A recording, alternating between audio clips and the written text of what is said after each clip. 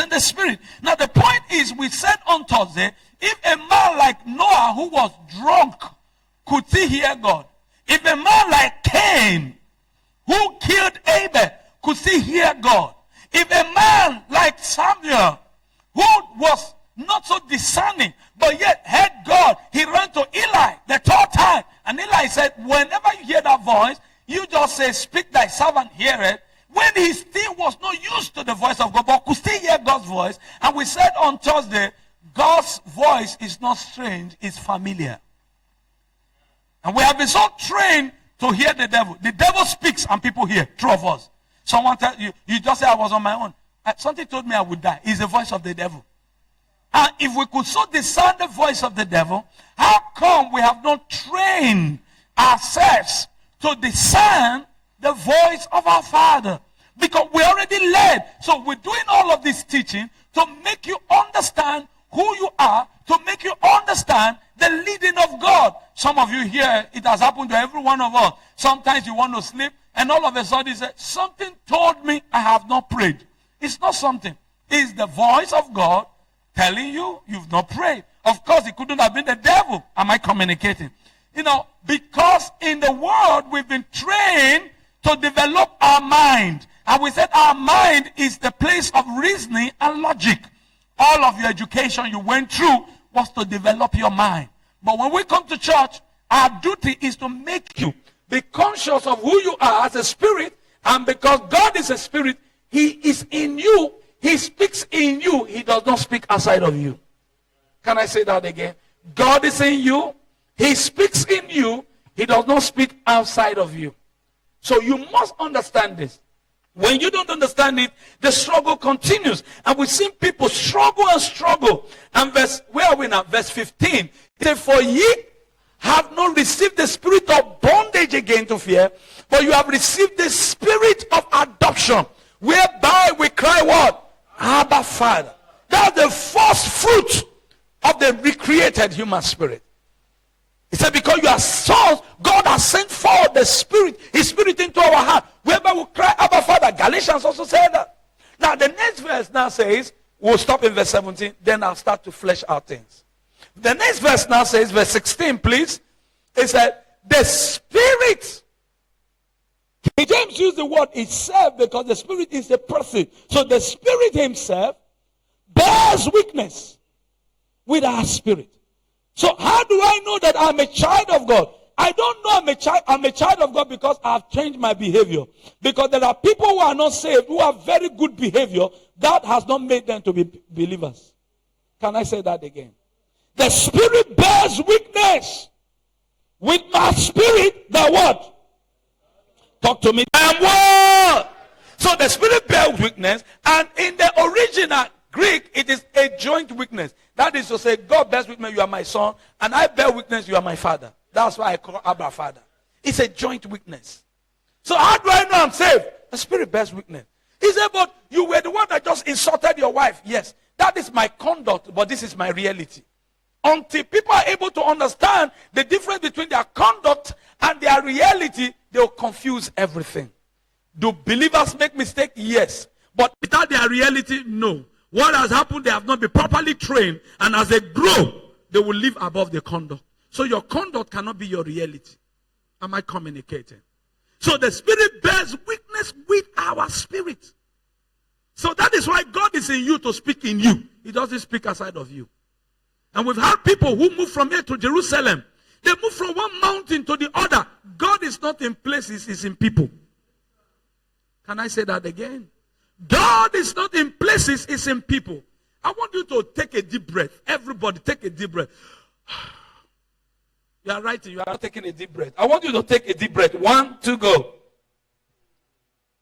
Now say this after me. God is in me. That's why I wanted you to take that deep breath. Because, you see, there are things that struggles with your mind not to accept your reality. So you're taking a deep breath is to ease those things off. And look at yourself. Say, God is in me. I want you to do it with some level of audacity. Can you do it with some level of audacity? I'm not hearing you. I'm not seeing some. So, okay, I carry Him. Can you say it with louder? Would you say it for the last time? So the spirit bears witness with my spirit. There is a joint witness. And this is how I know I can hear him. He does not speak outside of me, he speaks within me. For you to look for God to speak outside of you is to move in the mind. Can I say that again? To look for God to speak to you outside of you is to move in your mind. I've seen people trying to, Pastor Andrew, you like this, trying to do arithmetic, say God's arithmetic. The number 7 is self-perfection. 8, new beginning. 9, fruit of the Spirit. 10, government. 11 people. 12. No. You are just using logic. God is not a calendar. God is in your spirit. Am I communicating? Stop using logic. You will get missing. Now, I'll show you a scripture. Then I will deal with the people of the world. And I'll bring you now into play. 1 John chapter 5 verse 10. Then I will mention the people of the world. Bring you into the picture so that you now know you are different from the people of the world. He that believeth on the Son of God had what? How many of you believe in the Son of God? So do you have a weakness? You have a weakness because it's a joint weakness. See, even if people tell you that, I'm not even sure you are a Christian, inside of you, you know there is a joint weakness. And how do I know? He that believeth on the Son of God had the weakness in himself. It is not outside of himself. So I know I am saved, not because of what you say, but because of the weakness I have. Oh, come on. So the weakness is the number one possession of the believer. The weakness is a proof that you are a child of God. You don't need something external to validate whether you are a child of God or not. All right, I said something and I like to quickly explain that between you and the world, and I will come back. Please hold this thought. I need to draw a line quickly so that we can get into what we have for today. In Ephesians and chapter number 4, verse 17, talking a little about the unbeliever who has no weakness in him. This I say therefore, and testify in the Lord, that ye henceforth walk not as other Gentiles walk. In the vanity of where? Where do you walk? In your spirit. You walk where? Where do unbelievers walk? Come on. I want us to drive a point now. So that though we are in this world, we are not called to live the way they live. Paul was not writing this because chapter 1, chapter 2, chapter 3 of Ephesians talks about the believer's reality. Chapter 4, chapter 5, chapter 6 talks about the conduct of the believer.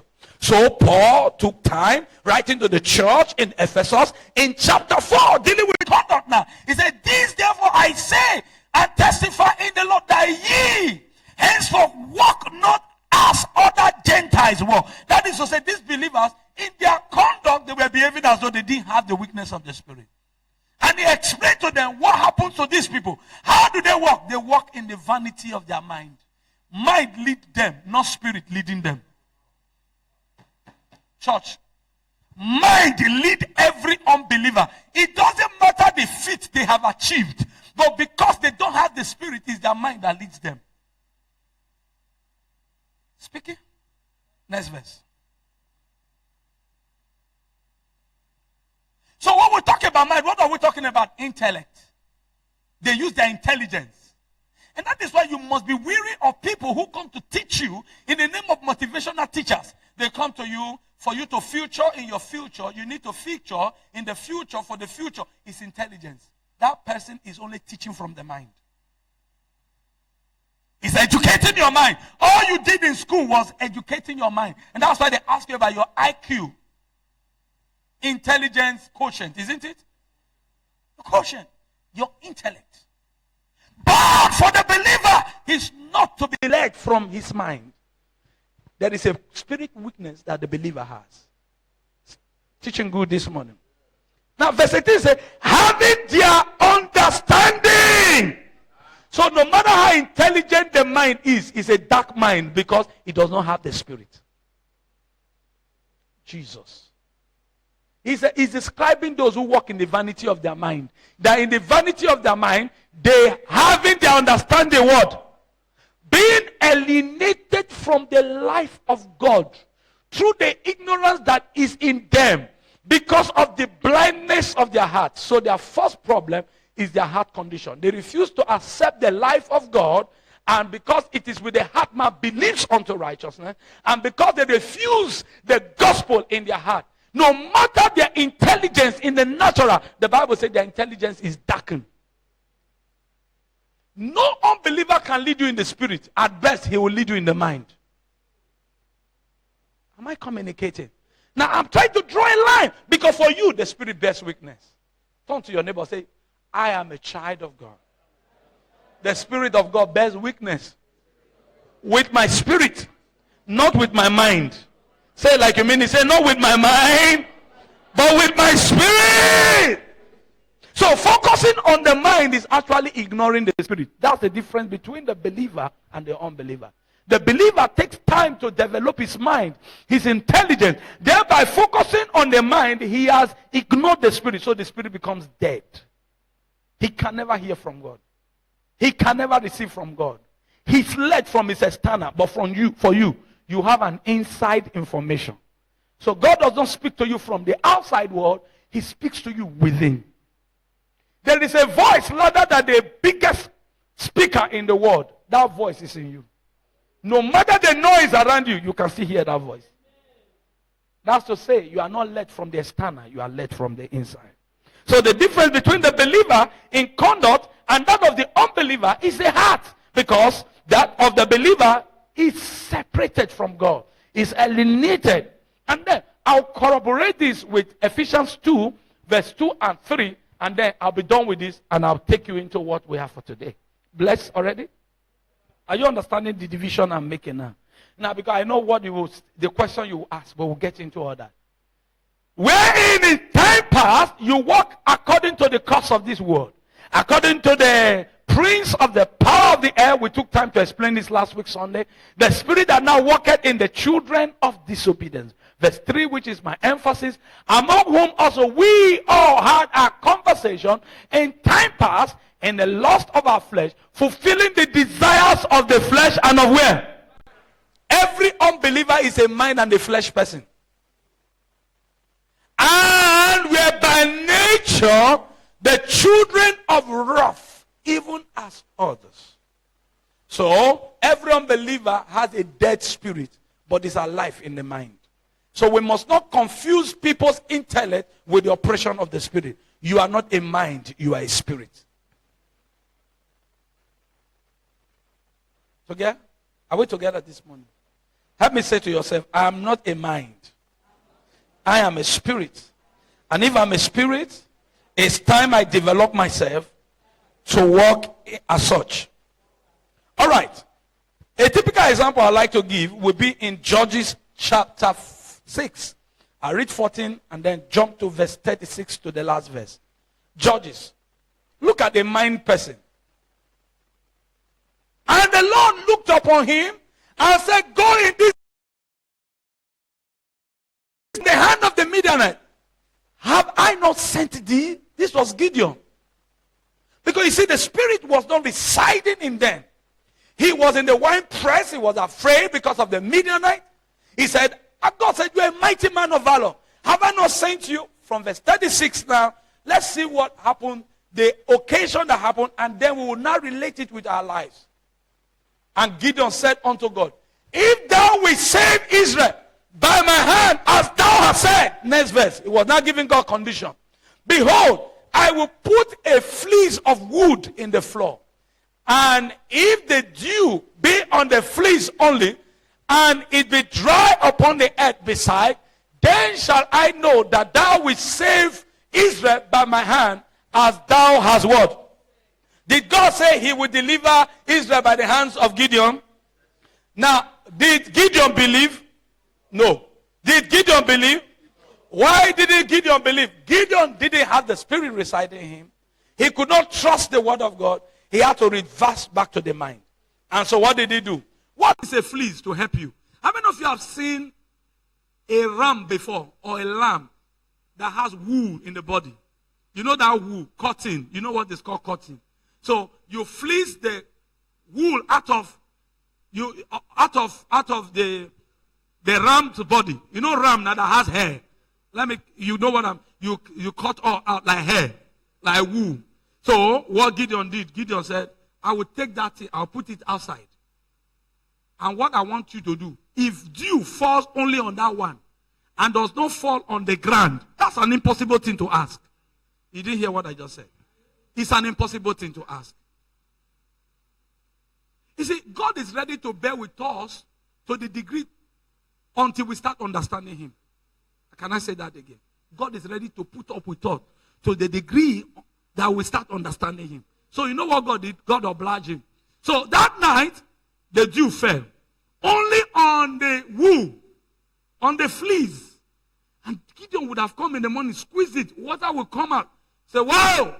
One would have believed that by that singular act, Gideon should have believed. But next verse, let's see whether he believed. Because the mind will always lead you astray. The mind puts you in doubt. And that is why you are not a mind. Next verse. And it was so, for he rose up early on the morrow and thrust the fleece together. He squeezed them together. And rinsed the dew out of the fleece, a bowl full of what? So he took that fleece, squeezed it like this, and he got a bowl of water. It means that the dew did not fall on the grass. Can I shock you? Let me tell you something about the dew. The dew falls whether rainy season or dry season.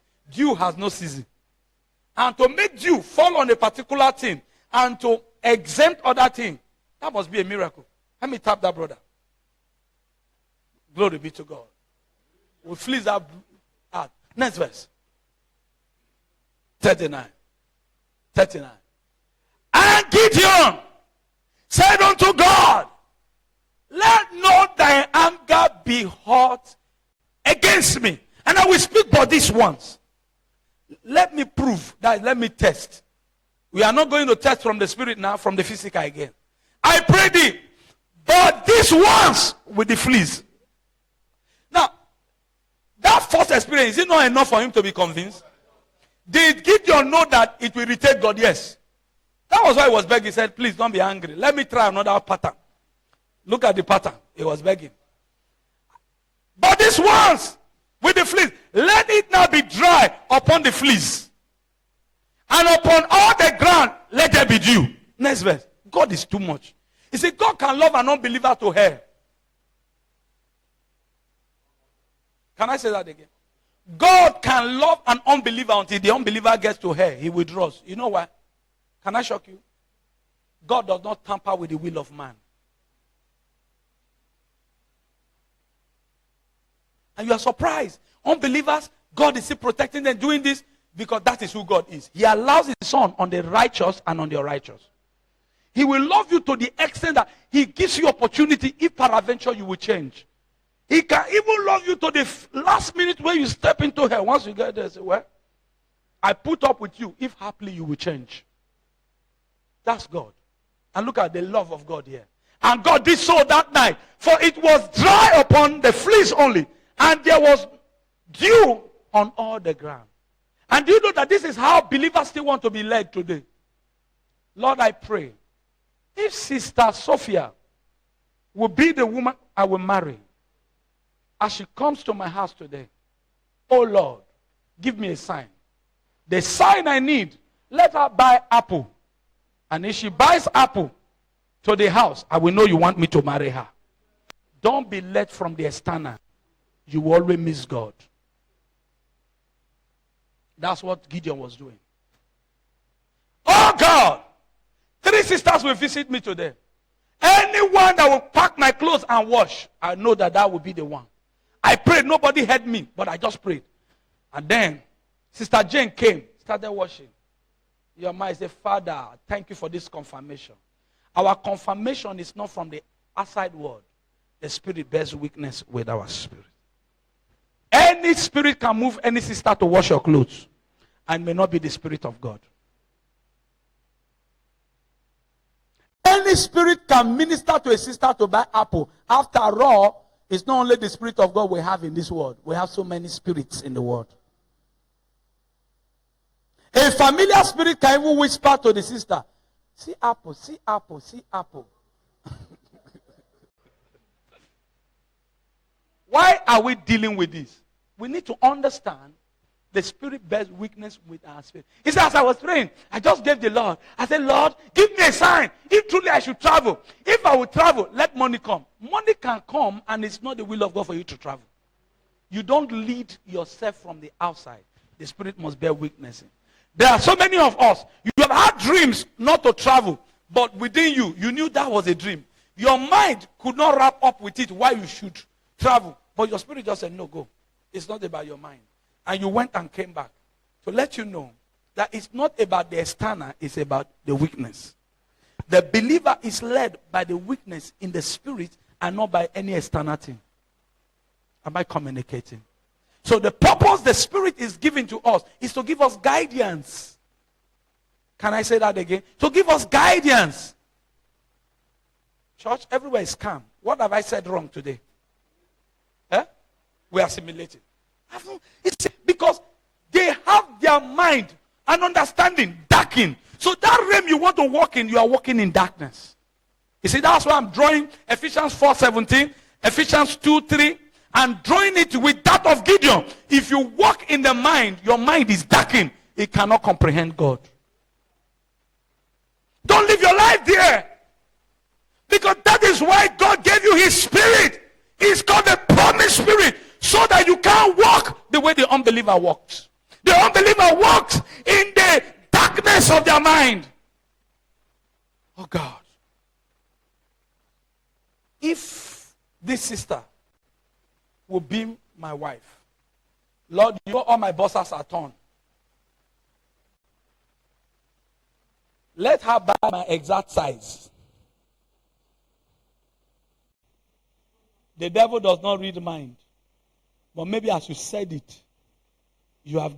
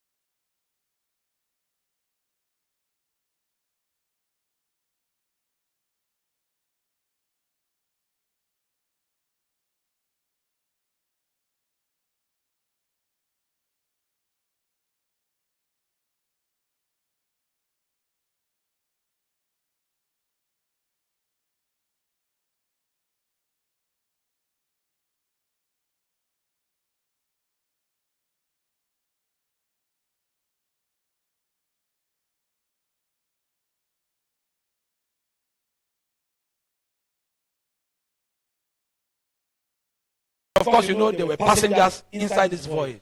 Or better put, a yacht or a ship. Now, okay. Now, when much time was spent, and when sailing was now dangerous, because the fast was now already past, Paul admonished them. Verse 10, look at the admonishment of Paul. And said unto them, Sirs, I perceive that this voyage will be with great hurt and much damage. That is to say, this thing carrying us, something will happen to it. It is I heard. It is I perceive. Perception. I perceive. Something is not right.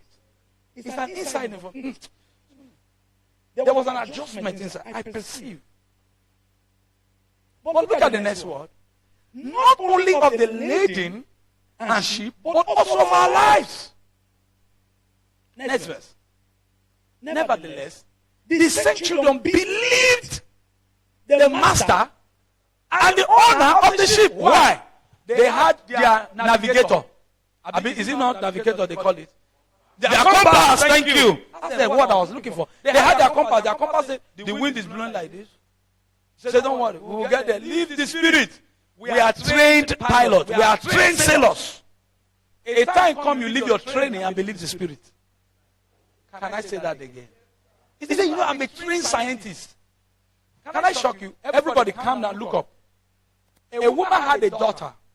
The daughter was diagnosed of leukemia, cancer of the blood. And the doctors gave the child up for dead. I can show you the woman. Dr. Imam Nabuko told me the whole story. What happened? The woman could not see the child die. The doctors have done everything. Bone marrow transplant will be very difficult. No money. It was a 50-50 operation. The woman said she didn't know what to do, and she went into prayers. She prayed and prayed. In her head, what the doctor said, 100%. But within, she had this perception. This child can survive this. So she started praying, trying to listen. You know, some people are not so trained to understand the voice of the Spirit. So some of them, because they are so busy, they have not been trained, they also understand by way of dreams and vision. So that night, she had a dream. And in the dream, she saw a leaf, as in plants, like a shrub, sprouting. And she looked at the shrub. It was a shrub she could understand, she could relate with in the physical. And she had used that leaf on that child. Squeeze it, give the water to the child to drink.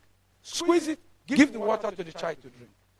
The woman woke up, straight went to that shrub, had enough of them, washed them, cleaned, gave to the child to drink. The first day, second day, third day, fourth day. Before 1 week, the child was back to school. Now, somewhere at Rumamasi, the woman ran into the doctor after 6 months. Madam, how are you coping? I know it will have been a big blow on you. We are so sorry. We just couldn't do anything about it. Medicine could not do anything about it. But just take heart. He said, take heart over what? He said, your daughter. By now she must have been dead. He said, doctor, my doctor is back to school. The symptoms have disappeared. Where mind failed, the spirit cannot fail. It's time for the world to start trusting the leading from the spirit, in the spirit, by the spirit, more than the mind. We are faced with COVID. The mind is failing. Scientists are telling us no vaccine, no drugs yet. But we can, from the spirit, provide solution. Am I communicating? The things of this world, the glories of this world, they are fading. But that is the reason why you and I had the first fruit of the spirit, which is the promised spirit.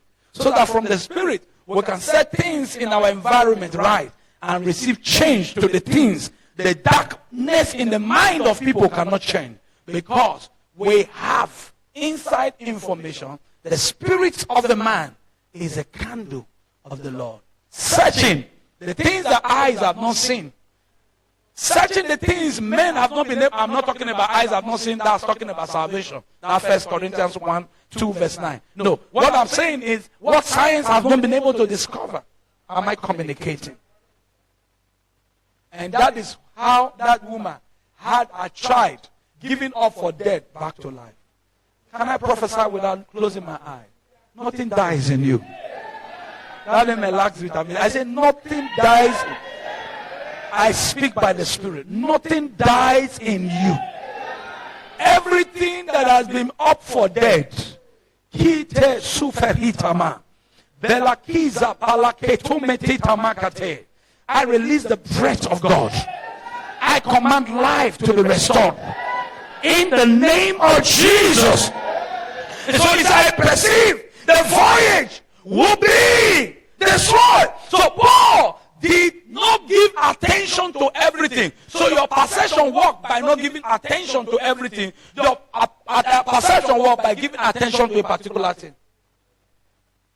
That was why I went to that Uber. That's how your perception works. You can't worry over everything and be properly led by your perception. No. They were in a critical situation. The wind was boisterous. The ship was going to... They fasted. And then as he gave attention, he perceived. He perceived. This is God spoke. His spirit.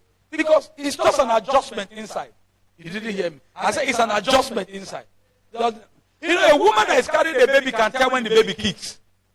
Talk to me. A woman carrying the baby can tell when the baby kicks. And a man who carries the Spirit of God can know where there is a shift inside.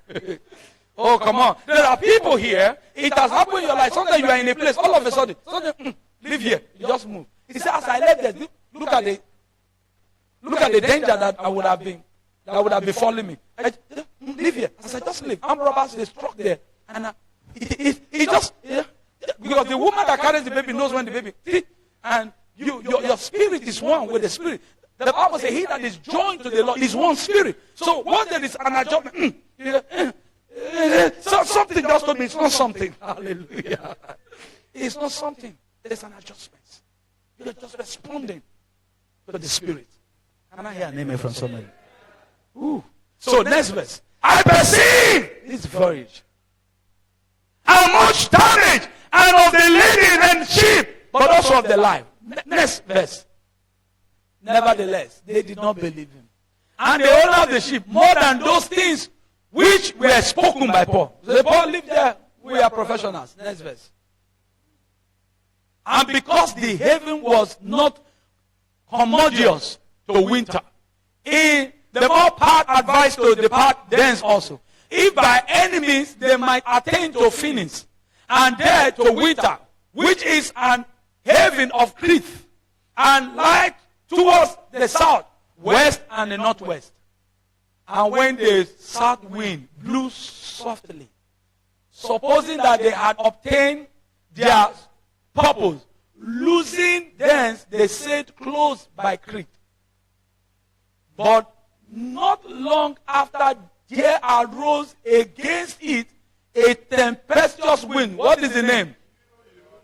Where is it from? It's Europe. That's why it's not Ehis Cleedon. Are you saying that it's not Edocridon or Rivers Cleedon? This is Europe. Hallelujah. I'm just giving it my own meaning. Please don't get there. And when the ship was caught and could not bear up into the wind, we let her driven. That will not allow the ship to sail by itself. Just be going. With our compass cannot do anything again. But these were people who trusted in their expertise. But the man came by the Spirit to say, so many things will happen, but nothing will happen to us. Next verse. And running under a certain island, which is called Claudia, we had much work to come by the boat. Please be fast. Which when they had taken up, we know the rest of the story. Can I cut that off? Can I cut that off? Yes, we know the rest of the story. But at the end of the day, Paul said, there shall be no loss of any man's life. Why? He said, an angel of the Lord spoke to me this night of whose I am and who I am, saying Paul. There. So from perception, he got to hearing. So such things can come to the point of having a word of knowledge. From perception, you can come to the place of word of knowledge, where you begin to have knowledge of what you perceive. Am I communicating? So every Christian is already led. Raise up your right and say, I'm already led because I have the weakness of the Spirit. Say like you mean it, say, I'm already led because I have the weakness of the Spirit. Okay, let's deal with something. The last one before we close. I'll continue on Thursday. It's a series. It's a series. This maybe is part 6, but we're doing it gradually because church is not where you learn success. Breakthrough. Church is where you learn about your reality.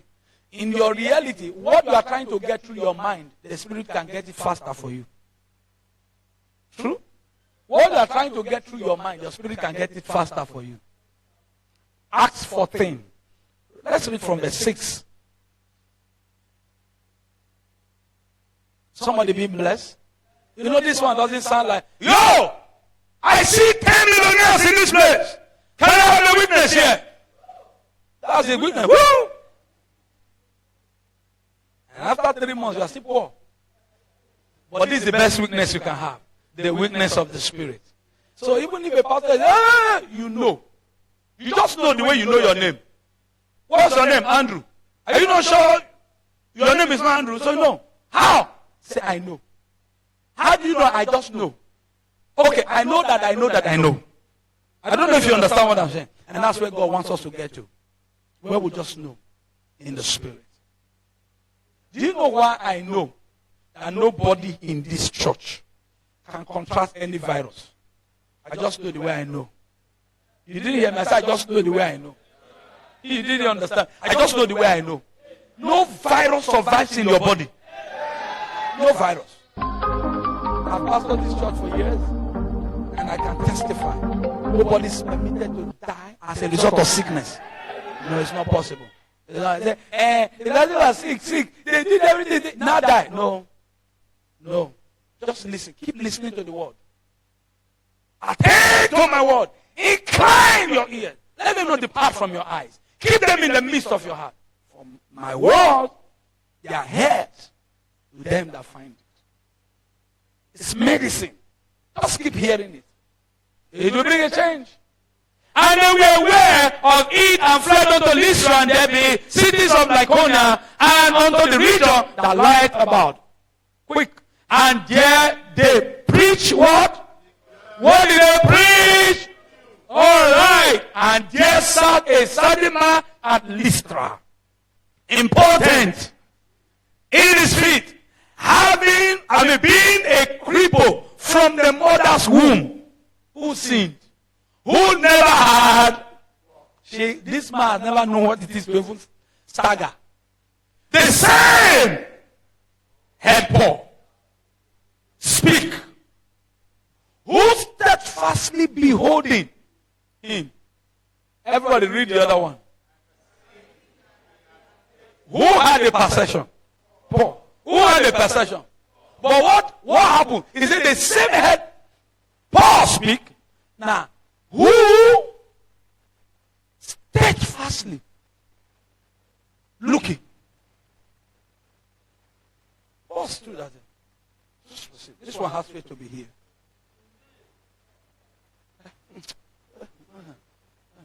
This one had faith to be here. Look at it. They had faith to be healed. What was the next verse? Next verse, quickly. Said with a loud voice, stand up! Right on thy feet. You can see that procession married with that faith of the man. And he leaped. You can imagine, as I'm teaching now, there are some people who are rapt. No matter the distraction, say no. There's something that I need to learn. Then all of a sudden, perceiving you have faith for that. And they stand up. And you can see the way the man responded to the instruction. As the instruction went for, stand up right. He had never walked. He didn't say, let me learn to. Come on. NLT, 8, 9, and 10. Let's use NLT. See, this makes our job easy. When we learn to allow the Spirit to move us. We just learn to flow with the Spirit, better put. Glory to God. NLT, everybody look up. While they were at Lystra, Paul and Barnabas came upon a man with crippled feet. He had been that way from birth. So he had never walked. And listening as Paul preached, looking straight at him, Paul realized. That realization is the perception. He just realized.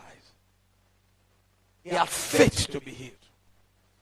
So what propelled Paul to say, rise up on your feet? The man's steadfast gaze.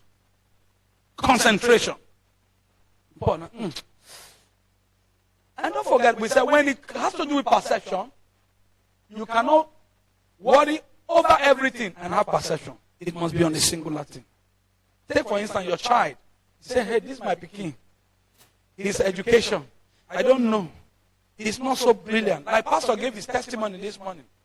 An issue of what the doctors will call cyanosis. And he fixed his gaze on that thing. And I'm sure maybe it was the right time he had the perception. Stop! Sometimes you need to allow things to incubate before you speak. Incubate. The man fixed his gaze. Paul said, this one has faith to be healed. Hey, stand up! And the proof that that man actually was not doing eye service. Immediately that word was released. What happened? Next verse, let's see how it happened. Blessed this morning. Even if I stop here now, are you blessed this morning? Did you understand? Because I want you to leave this church this morning. See, divorce your spirit from your mind. Let there be a divorce when it comes to leading. But when it comes to how to do your business, engage your mind. Where your mind cannot suffice, allow your spirit help you. You need the mind to relate with this world, but you need the spirit to live above this world. You need the mind to relate with this world, but you need your spirit to live above this world. Bless this morning. All right. So Paul called to him in a loud voice, stand up! And the man jumped. And he said, the man did what? Jumped! And his feet,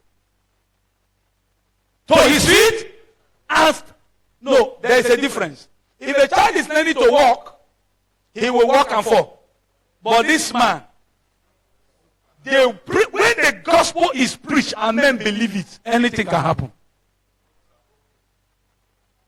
What would have taken you 10 years to do, 3 years to do, 4 years to do, 1 year to do? If this man was to learn how to walk, probably in 1 week he will stagger and fall. But with the gospel,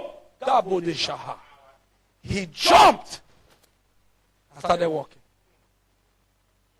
You know, my mom told me, said, my son, you didn't walk on time. I said, what happened? She said, we don't know. You didn't walk on time. He said, but the truth is, when you started walking, your leg was stronger than those who had been walking since. So when we started having children, our first son didn't walk on time, so he didn't walk on time. I told my wife, say, forget it. My mom told me I didn't walk on time. But mark this boy. When he starts walking, he will run more than those who were walking before him. And maybe the case of this man, when he jumped, his leg was stronger than those who have been walking since. You know what I'm just trying to draw now? Are you getting what I'm saying now? Praise God. You see, we are trying to explain something. You cannot be a mind Christian. You walk in the vanity. It's called emptiness. Mind is called vanity. Emptiness. Kong. That is why you can see a professor still very poor.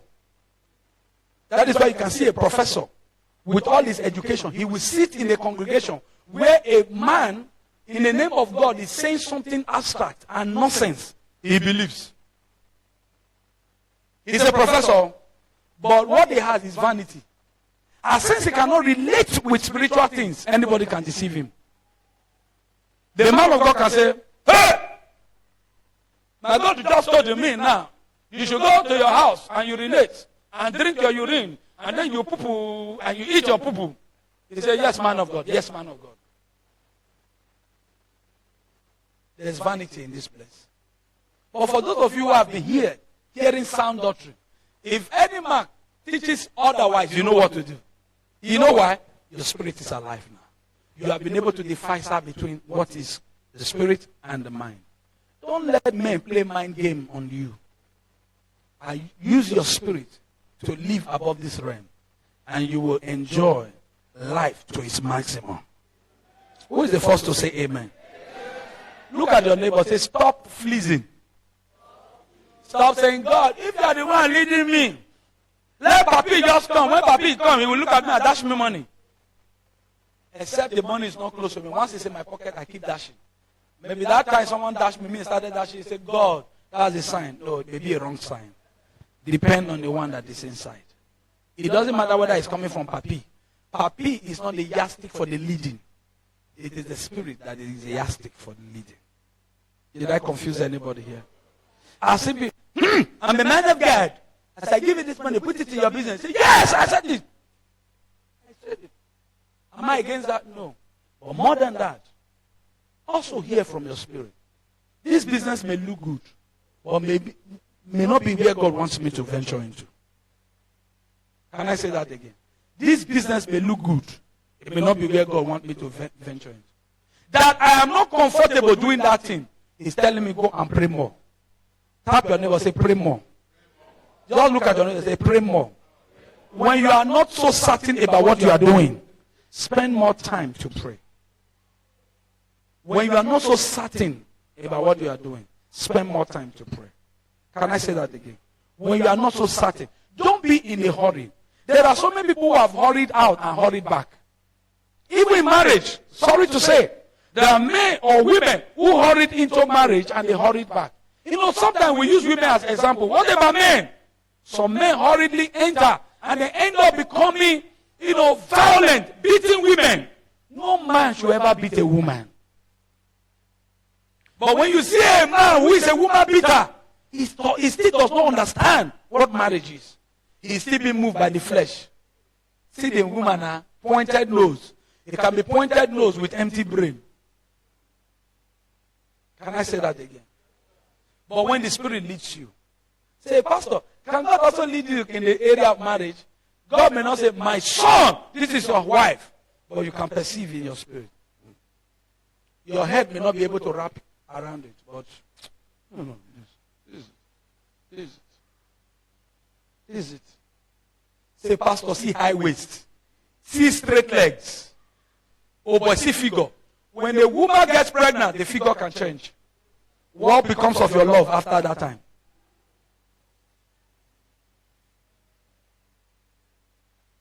Love actually should not have a reason.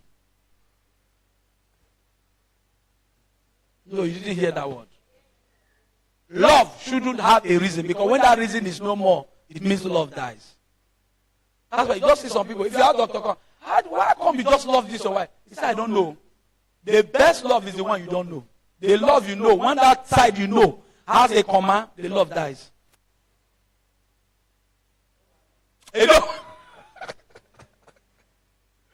Dolly Parton, please forgive me, I said mention her name, sang, give me your unconditional love. Oh, it's done. That's to tell you how archaic I am. I'm in the world, I don't know them. I just hear them. Jonah Summer, give me your unconditional love. Your love should not have a reason.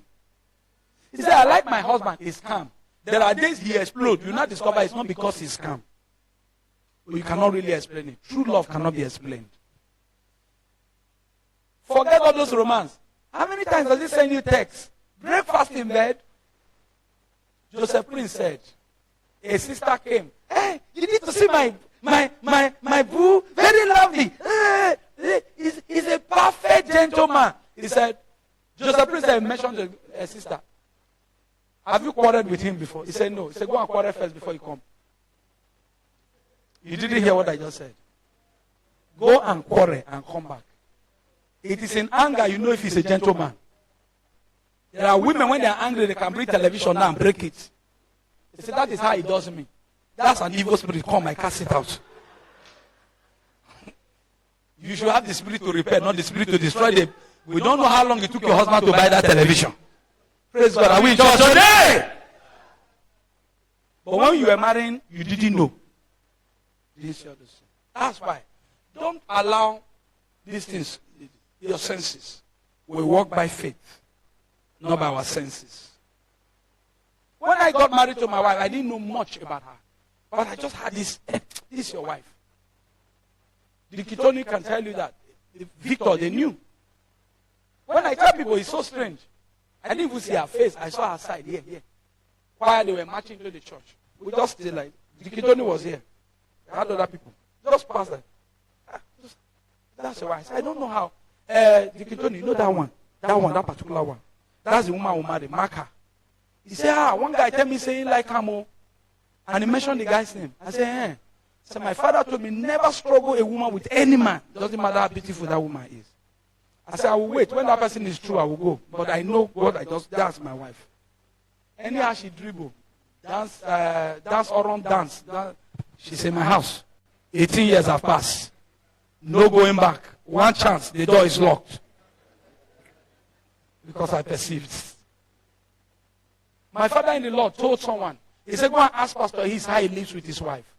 Never heard their voice one day. I beg you. Don't allow your senses rule you. Your wife is a gift to you.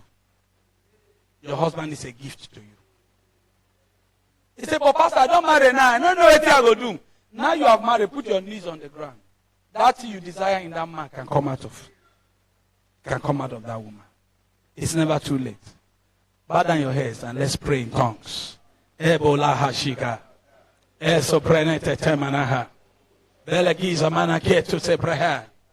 Gele brohoji de mankrata palisto pay. I want you to release yourself. Kelabalohu shapra. Bless this morning. Kestoperintana mahangra. Oh, Kradabaha. We praise you, Jesus. We give you glory. You are Alpha and Omega.